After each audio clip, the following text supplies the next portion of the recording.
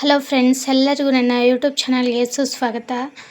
ಇವತ್ತು ನಮ್ಮ ತಂಗಿ ಮನೇಲಿ ನಾವು ಹುಬ್ಳಿಗೆ ಬಂದಿದ್ವಿ ಅಂತ ಹೇಳಿದ್ವಲ್ಲ, ಅಲ್ಲಿ ಇವತ್ತು ಬೆಳಗ್ಗೆ ಬೇಗನೆ ಎದ್ಬಿಟ್ಟು ಎಲ್ಲ ಕೆಲಸ ಮುಗಿಸ್ಕೊಂಡು ಬೇಗ ರೊಟ್ಟಿ ಮಾಡ್ತಾಯಿದ್ದೀವಿ. ರೊಟ್ಟಿ ಪಲ್ಯ ಇದನ್ನೆಲ್ಲ ಮಾಡಿಬಿಟ್ಟು ಬೇಗ ಯಾಕೆ ಕೆಲಸ ಮುಗಿಸ್ಕೋಬೇಕು ಅಂದ್ಕೊಂಡಿವಿ ಅಂತಂದ್ರೆ, ಇವತ್ತು ನಮ್ಮ ತಂಗಿ ಮದುವೆ ಕ್ಯಾಸೆಟ್ ವಿಡಿಯೋನ ನೋಡಬೇಕಿತ್ತು. ತುಂಬ ದಿನಗಳಾಗಿತ್ತು ಮದುವೆ ವಿಡಿಯೋಸ್ ಎಲ್ಲ ನೋಡಿಬಿಟ್ಟು.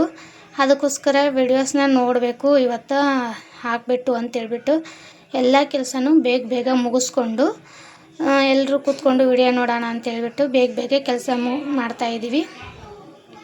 ಇವು ನೋಡ್ರಿ, ಅವ್ರ ಅಜ್ಜಿಗೆ ಹಾಯ್ ಮಾಡ್ತಾ ಇದ್ದಾನೆ. ಅಮ್ಮ ಬಾ ಅಜ್ಜಿ ಅಂತಂದು ಹೇಳಕತ್ತಾನ ಅವ್ರ ಅಜ್ಜಿಗೆ. ಅವ್ರ ಅಜ್ಜಿ ಮನೆಯಲ್ಲದಳ. ನಾವು ಅವ್ರ ಅಜ್ಜಿನ ಮನೇಲಿ ಬಿಟ್ಟು ನಾವು ಅಷ್ಟೇ ಇಲ್ಲಿ ಊರಿಗೆ ಬಂದಿದ್ದೀವಿ. ಅದಕ್ಕೋಸ್ಕರ ಅಮ್ಮ ಬಂದಿಲ್ಲ ಅಂತೇಳಿ ಕರಿತಾ ಇದ್ದಾನೆ. ಇವತ್ತು ಅದರಲ್ಲೂ ಬೇರೆ ಮಾರ್ಕೆಟಿಗೆ ಸ್ವಲ್ಪ ಹೋಗಬೇಕಿತ್ತು. ಅದಕ್ಕೆ ಮಾರ್ಕೆಟಿಗೆ ಒಂದು ಸ್ವಲ್ಪ ಹೋಗ್ಬೇಕಲ್ಲ ಸಾಯಂಕಾಲ. ಬೇಗ ಕೆಲಸ ಮುಗಿಸ್ಕೊಂಡು ವಿಡಿಯೋನೆಲ್ಲ ನೋಡಿದ್ರಾತು. ತುಂಬ ದಿನ ಆಯಿತು ವಿಡಿಯೋಸ್ ನೋಡಿ. ಆ ಮದುವೆ ದಿನಗಳು, ಮದುವೆನಲ್ಲಿ ನಾವು ಓಡಾಡಿದ್ದ ದಿನಗಳು ಎಲ್ಲದನ್ನು ನೋಡೋದಕ್ಕೆ ತುಂಬಾ ಚೆನ್ನಾಗಿರುತ್ತೆ. ನಾವು ಹೆಂಗಿದ್ವಿ, ಹೆಂಗಿಲ್ಲ, ಎಷ್ಟು ರೆಡಿಯಾಗಿದ್ದೀವಿ ಎಲ್ಲದನ್ನು ಕೂಡ ನಾವು ನೋಡ್ಬೋದು. ಈಗ ನೋಡಿ, ಆಲ್ರೆಡಿ ನಾವು ವಿಡಿಯೋಸ್ನ ಹಾಕಿ ನೋಡ್ತಾ ಇದ್ದೀವಿ. ಎಲ್ಲರೂ ಕೂತ್ಕೊಂಡು ನೋಡಕತ್ತೀವಿ. ಟಿ ವಿನಲ್ಲಿ ವಿಡಿಯೋ ತುಂಬಾ ಚೆನ್ನಾಗಿ ಬಂದವು ಮದುವೆದು.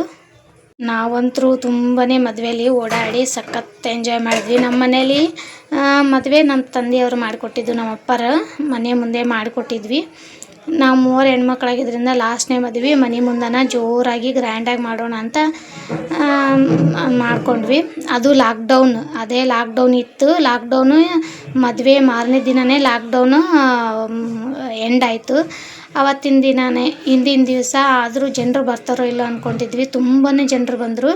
ನಾವು ಯಾರ್ಯಾರಿಗೆ ಹೇಳಿದ್ವಿ ಆಲ್ಮೋಸ್ಟ್ ಎಲ್ಲರೂ ಬಂದಿದ್ದರು ಮದುವೆಗೆ. ಮದುವೆ ಇವತ್ತು ಮುಗೀತಂದರೆ ಮಾರನೇ ದಿನವೇ ಲಾಕ್ಡೌನು ಕ್ಲೋಸ್ ಆಗಿಬಿಟ್ಟು ಮುಕ್ತಾಯಾಗಿ ಬಸ್ಸುಗಳೆಲ್ಲ ಕೂಡ ಚಾಲೂ ಆದವು. ಅದೇ ಸ್ವಲ್ಪ ಹಿಂದಿನ ದಿವಸ ಸ್ವಲ್ಪ ಚಾಲೂ ಮಾಡಿದರೆ ಇನ್ನೂ ಬರದೇ ಇದ್ದವರು ಇನ್ನೂ ಕೂಡ ಬರ್ತಾಯಿದ್ರು ಮಂದಿ. ಒಂದಿನ ಅಷ್ಟೇ ನಮ್ಮದು ಇದಾಗಿದ್ದು, ಇಲ್ಲಾಂದರೆ ತುಂಬಾ ಇನ್ನೂ ಚೆನ್ನಾಗಾಗ್ತಿತ್ತು. ಛತ್ರ ಎಲ್ಲ ಬುಕ್ ಮಾಡಿ, ಲಾಕ್ಡೌನ್ ಇರೋದ್ರಿಂದ ಯಾವ ಛತ್ರನೂ ಬುಕ್ ಮಾಡಿಲ್ಲ. ಮನೆ ಮುಂದೆನೇ ಮದುವೆ ಮಾಡ್ಕೊಂಡಿದ್ವಿ. ಮನೆ ಮುಂದೆ ಅಂದರೆ ನಮ್ಮ ದೇವಸ್ಥಾನ ಇದೆ ಅಲ್ಲ ಜಾಗ, ಅಲ್ಲಿ ಕೂಡ ಸ್ಟೇಜ್ ಹಾಕ್ಬಿಟ್ಟು ಊಟದ ವ್ಯವಸ್ಥೆ, ಅದನ್ನೇ ರಿಸೆಪ್ಷನ್ ಎಲ್ಲ ಅಲ್ಲೇ ಇಟ್ಕೊಂಡಿದ್ವಿ ದೇವಸ್ಥಾನದ ಒಳಗಡೆ. ಮನೆ ಮುಂದೆಲ್ಲ ಚಪ್ಪರ ಹಾಕ್ಬಿಟ್ಟು ಈ ರೀತಿ ಮನೆಯೊಳಗನ ನಾವು ತಾಳಿ ಎಲ್ಲದನ್ನು ಮನೆಯೊಳಗೆ ಮಾಡ್ಕೊಂಡಿದ್ವಿ. ತುಂಬ ಚೆನ್ನಾಗಿದೆ ನೋಡ್ರಿ. ವಿಡಿಯೋಸ್ ಸ್ವಲ್ಪ ವಿಡಿಯೋನ ನಾನು ಶೇರ್ ಮಾಡ್ತಾಯಿದ್ದೀನಿ. ಈ ವಿಡಿಯೋ ನೀವು ನೋಡ್ರಿ. ಈಗ ಈ ವಿಡಿಯೋ ಏನು ಅನ್ನಿಸ್ತು, ಹೇಗಿಲ್ಲ ಅನ್ನೋದನ್ನು ಕಮೆಂಟ್ ಒಳಗೆ ತಿಳಿಸ್ರಿ. ಮತ್ತು ನಿಮ್ಮ ಕಡೆ ಯಾವ ರೀತಿಯಾಗಿ ಮದುವೆ ಸಮಾರಂಭನ ಮಾಡ್ತೀರಿ, ಮನೆಯಲ್ಲಿ ಎಲ್ಲ ಶಾಸ್ತ್ರಗಳನ್ನು ಹೆಂಗೆ ಮಾಡ್ತೀರಿ ಅನ್ನೋದನ್ನು ನೀವು ಸ್ವಲ್ಪ ಕಮೆಂಟ್ ಒಳಗೆ ತಿಳಿಸ್ರಿ. ನಮ್ಮ ಶಾಸ್ತ್ರಗಳು ಒಬ್ಬೊಬ್ಬರು ಮನೆಯಲ್ಲೂ ಮದುವೆ ಶಾಸ್ತ್ರಗಳು ಬೇರೆ ರೀತಿಯಿಂದ ಮಾಡ್ತಾರೆ. ನಾವಂತರೂ ಈ ರೀತಿಯಾಗಿ ಮಾಡಕತ್ತೀವಿ. ಈ ನಮ್ಮ ಶಾಸ್ತ್ರಗಳು ನಿಮಗೆ ಇಷ್ಟ ಆಗಿದ್ರೆ ಲೈಕ್ ಕೊಡೋದನ್ನು ಮಾತ್ರ ಮರಿಬೇಡಿ. ಇದೇ ರೀತಿ ವಿಡಿಯೋನ ನೋಡ್ತಾ ಇರಿ. ಮದುವೆದ ಸಂಭ್ರಮ ಏನೈತಿ ಎಲ್ಲಷ್ಟು ಕೂಡ ನಾನು ನನ್ನ ಸಾಧ್ಯದಷ್ಟು ಹಾಕ್ತಾಯಿದ್ದೀನಿ. ದಯವಿಟ್ಟು ನೋಡಿರಿ. ಇಷ್ಟ ಆದರೆ ಲೈಕ್ ಕೊಡೋದನ್ನು ಮಾತ್ರ ಮರಿಬೇಡಿ.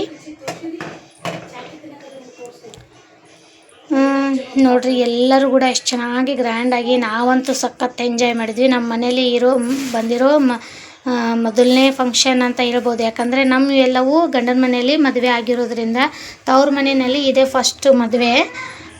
ನಮ್ಮ ದೊಡ್ಡ ಸಮಾರಂಭ ಅಥವಾ ಫಂಕ್ಷನ್ ಅಂತಂದ್ರೆ ಇದ ನಮ್ಮ ತಂಗಿ ಮದುವೆನ ನಾವು ಮನೆ ಮುಂದೆ ಇಟ್ಕೊಂಡಿರೋದು. ಇದರಲ್ಲಿ ಸಖತ್ತಾಗಿ ಓಡಾಡಿ ಸಖತ್ ಎಂಜಾಯ್ ಮಾಡ್ಕೊಂಡಿದ್ದೀವಿ ನಾವಂತರೂ.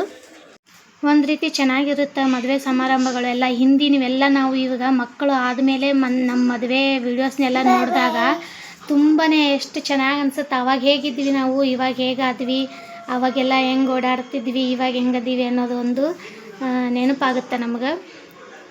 ಅವಾಗ ಹಂಗೆ ಮಾಡಿದ್ವಿಲ್ಲ ನಾವು, ಹೀಗೆ ಮಾಡಿದ್ವಲ್ಲ ಅನ್ನೋದೊಂದು ನೆನಪು ಮರುಕಳಿಸುತ್ತೆ. ಹಾಗಾಗಿ ಎಲ್ಲ ವೀಡಿಯೋಸ್ನು ಫೋಟೋಸ್ನು ಕೂಡ ಹಾಗೆ ಇಟ್ಟಿರಬೇಕು. ಯಾಕಂದರೆ ನಾವು ನಮ್ಮ ಮಕ್ಕಳಿಗೆ ತೋರಿಸಿದಾಗ ಅವರು ನೋಡಿ ತುಂಬಾ ಖುಷಿ ಪಡ್ತಾರೆ. ನೋಡ್ರಿ ನಾವು ಅರಿಶಿನ ಶಾಸ್ತ್ರ ಈ ರೀತಿ ಮಾಡಿದ್ವಿ. ಇವಾಗೆಲ್ಲ ಬೇರೆ ಥರನೇ ಬಂದುಬಿಟ್ಟದ. ಎಷ್ಟು ಗ್ರ್ಯಾಂಡಾಗಿ ಮಾಡ್ತಾರೆ, ಆದ್ರೆ ಆವಾಗಿನ ಕಾಲದಾಗ ನಾವು ಹೆಂಗೆ ಇತ್ತು ಆ ರೀತಿಯಾಗಿ ಮಾಡ್ಕೊಂಡು ಬಂದಿದ್ದೀವಿ. ಒಟ್ಟಿನಲ್ಲಿ ನಾವಂತೂ ತುಂಬಾ ಸಖತ್ ಎಂಜಾಯ್ ಮಾಡಿಕೊಂಡು ಮದುವೆನ ಮಾಡಿ ಮುಗಿಸಿದ್ವಿ. ತಿರುಗಿ ನಮ್ಮ ತಂಗಿ ಈಗ 2 ವರ್ಷದ ಮಗ ಇದ್ದಾನೆ. ಆದಮೇಲೆ ಮತ್ತೆ ಪ್ರೆಗ್ನೆಂಟ್ ಅದಾರ. ಇವಾಗ ಮತ್ತೆ ಆ ಕ್ಯಾಸೆಟನ್ನು ನೋಡಿದಾಗ ಎಷ್ಟು ಚೆನ್ನಾಗಿ ಅನ್ಸುತ್ತಂದ್ರೆ ತುಂಬಾ ಚೆನ್ನಾಗಿ ಅನಿಸುತ್ತೆ. ಇದೇ ರೀತಿಯಾಗಿ ನೋಡ್ತಾ ಇರಿ ಇದೇ ವಿಡಿಯೋಸ್ನ.